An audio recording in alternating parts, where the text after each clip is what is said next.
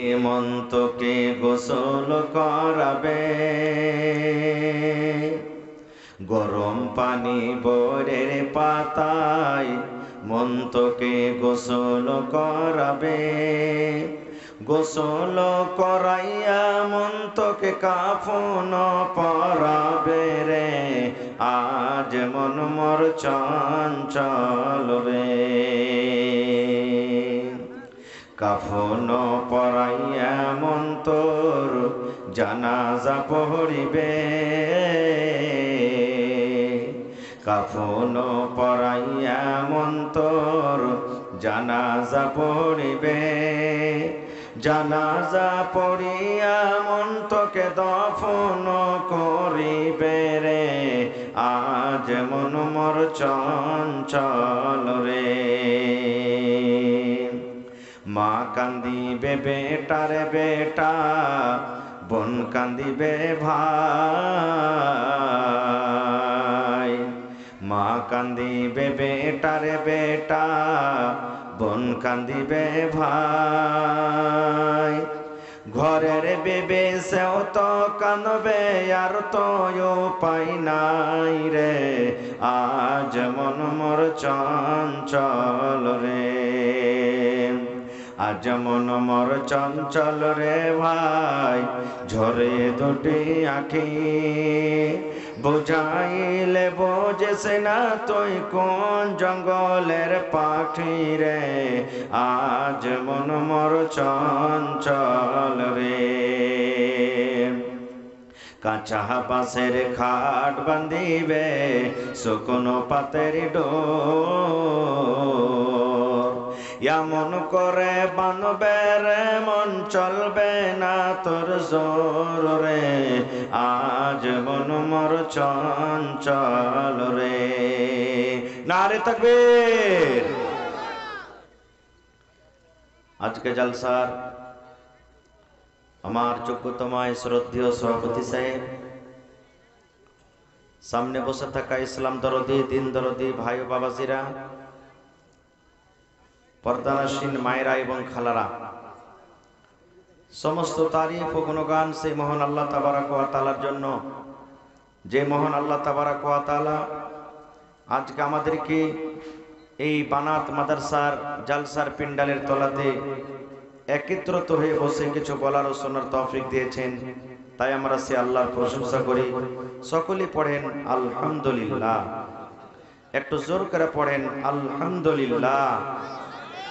তারপর আমাদের শেষ নবী হযরত মুহাম্মদুর রাসূলুল্লাহ সাল্লাল্লাহু আলাইহি ওয়াসাল্লামের পর অগণন দরুদ শরীফ শান্তির ধারা বর্ষিত হোক, আমিন। আল্লাহুম্মা সাল্লি আলাইহি আল্লাহুম্মা বারিক আলাইহি।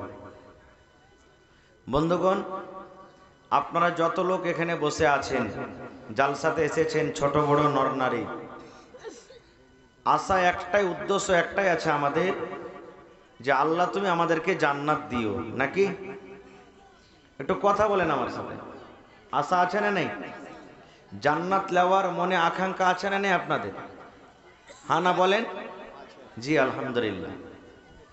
তবে জান্নাতটাকে আল্লাহ তাবারাক ওয়া তাআলা এরকমই রেখে দিয়েছেন যে মরবো আর মরার পরে জান্নাতে চলে যাব, এটা বিশ্বাস আছে না? ভালো আমল, নেক আমল করতে হবে। তার জন্য নেক আমল যদি আমরা দুনিয়া থেকে করে যাই, তাহলে আল্লাহ তাবারাক ওয়া তাআলা আমাদেরকে জান্নাত দান করবেন।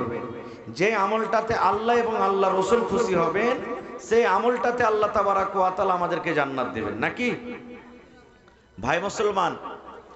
আজকে আপনারা জান্নাত নেওয়ার জন্য এসেছেন, তবে জান্নাত যেতে গেলে একটা লোকের অনুসরণ করতে হবে, একটা মানুষের ইত্তেবা করতে হবে, একটা নবীর ইত্তেবা করতে হবে।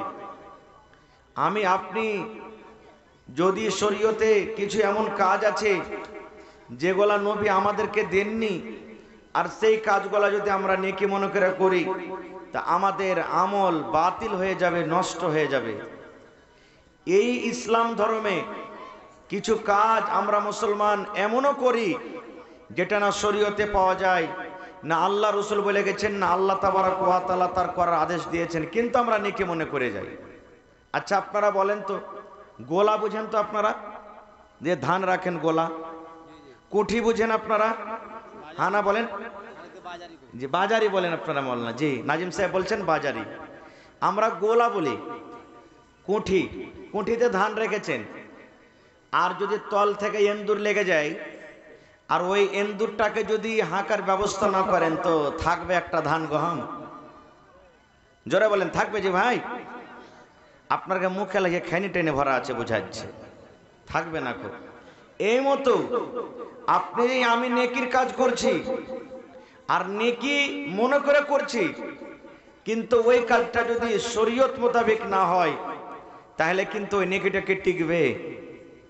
জোরে বলে নেকিটা টিকবে? টিকবে না খুব। তাহলে কার অনুসরণ করতে হবে, কার ইত্তেবা করতে হবে যে আল্লাহ তাবারক ওয়া তাআলা জান্নাত দান করবেন?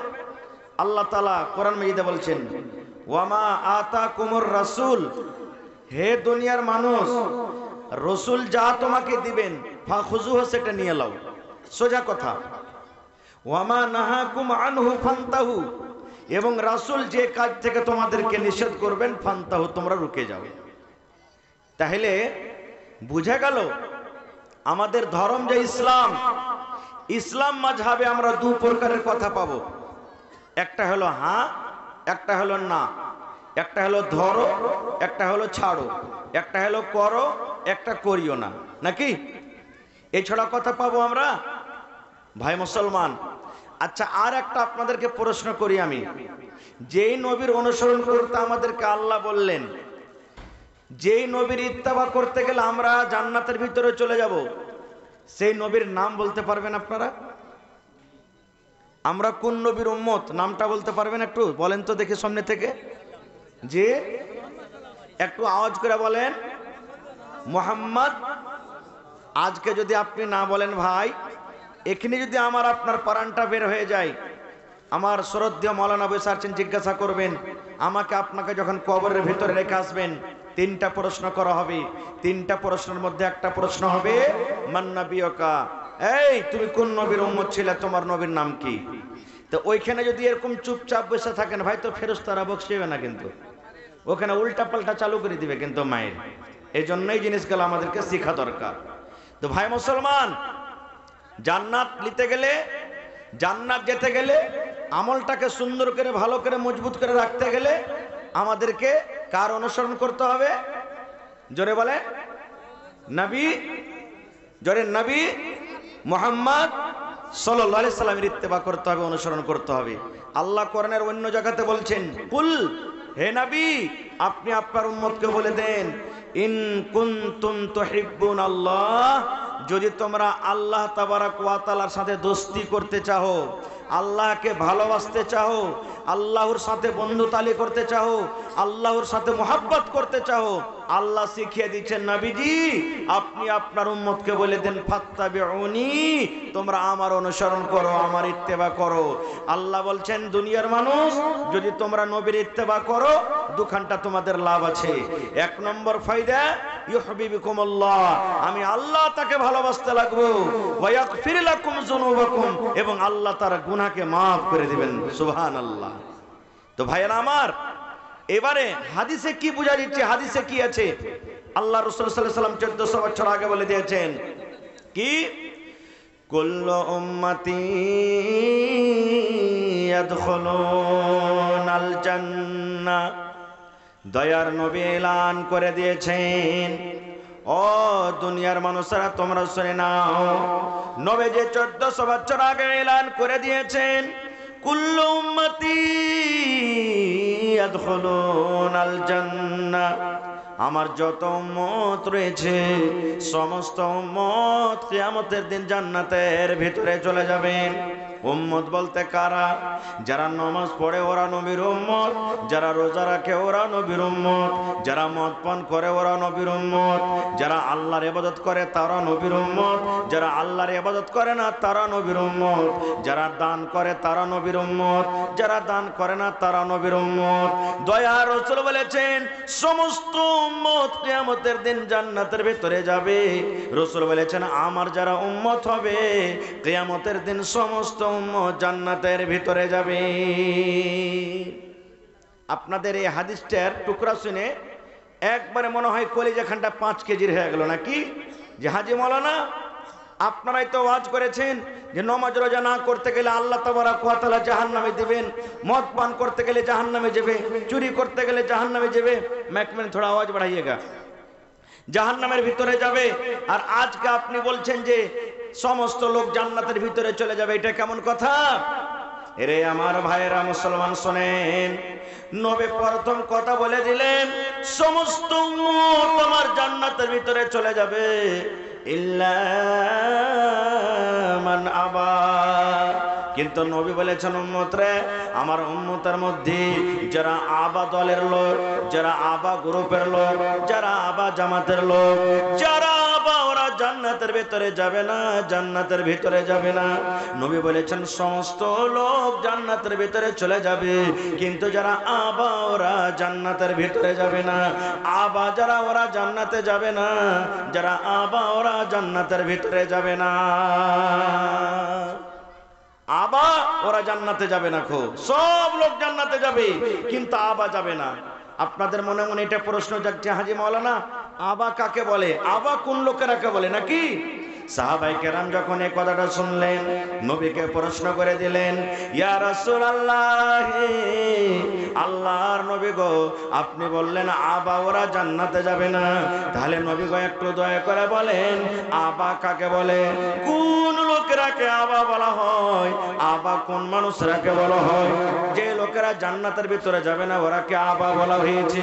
কেমন করে জানবো এই লোকগুলো আবা, এরা জান্নাতের ভিতরে যাবে না? দয়ার নবী এলান করে দিলেন, মান আতানি দাখালাল জান্নাহ ওয়া মান আসানি ফাকাদ আবা।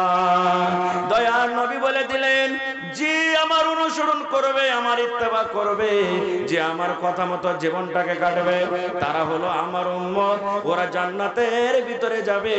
আর যে মুসলমানেরা যে আমার উম্মতের মধ্যে নিজের মন মতন জীবনটাকে কাটবে, নিজের মন মতন জমিনের উপরে চলবে, নিজের মন মতন উঠা বসা করবে, নিজের মন মতন ইবাদত বান্দাগি করবে, ওরা জান্নাতের ভিতরে যাবে না রে, এরাই হলো আবা। নবী বললেন উম্মতরি, যারা নিজের মন মতন নিজের জীবনটাকে কাটবে, যারা নিজের মন মতন চলাফেরা করবে, যারা নিজের মন মতন খাবে পড়বে, ওরা হলো আবা, ওরা জান্নাতের ভিতরে যাবে না, জান্নাতের ভিতরে যাবে না। তাহলে হাদিস থেকে আমরা বুঝতে পারলাম কি, যে জান্নাত যেতে গেলে নবীর অনুসরণ করতে হবে। আর যারা নবীর ইত্তেবা করবে না, নবীর কথা মতো জীবনটাকে কাটবে না, এরা হলো আবা ইনকার করনেওয়ালা, এরা জান্নাতের ভিতরে কিয়ামতের দিন যাবে না। আর একটু আগে চলেন, আজকে আমরা আমল করছি, কিন্তু আমল করতে গিয়ে আমরা দেখি না যে এই কাজটা শরীয়তে জায়েজ আছে কি না জায়েজ আছে। যেমন 3 জন সাহাবী, হাদিস বুখারী শরীফের, 3 জন সাহাবী আল্লাহর নবীর দরবারে এলেন নবীর ইবাদত সম্পর্কে জিজ্ঞাসা করব বলে, নবীর ইবাদত সম্পর্কে জানবো বলে 3 জন সাহাবী নবীর কাছে এলেন। ওই টাইমে কিন্তু নবী বাড়িতে নাই। কোথায় গেছেন? কামে কাজে বা তাবলীগে দাওয়াতের কাজে গেছেন। এবার 3 জন সাহাবী বাড়িতে ঢুকলেন, আসসালামু আলাইকুম ওয়া রাহমাতুল্লাহ।